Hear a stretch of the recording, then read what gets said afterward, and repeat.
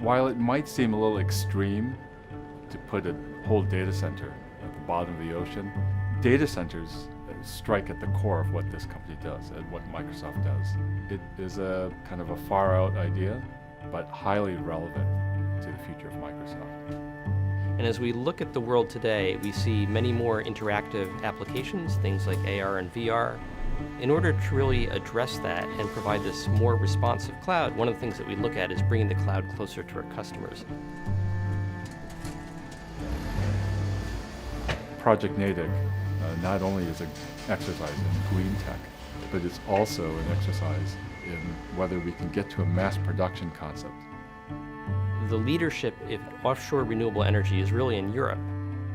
Scotland is also home to the European Marine Energy Centre, which is the largest test site in the world for offshore renewable energies like tide and wave energy. Putting something in the ocean is something that we don't really have a whole lot of experience with.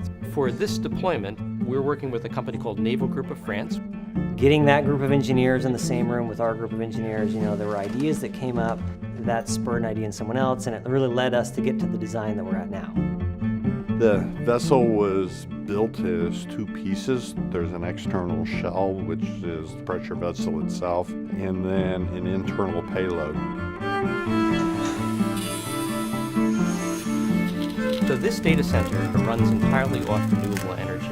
Our vessel is powered by a combination of solar power, wind power, and offshore tidal and wave energy. Yes. 1348. Yes. This is a true lights-out data center. People have been wanting to design such a data center for the last decades that I've been involved in the business, and this is the very first one that I've actually seen that we're going to do it. And we'll see what happens.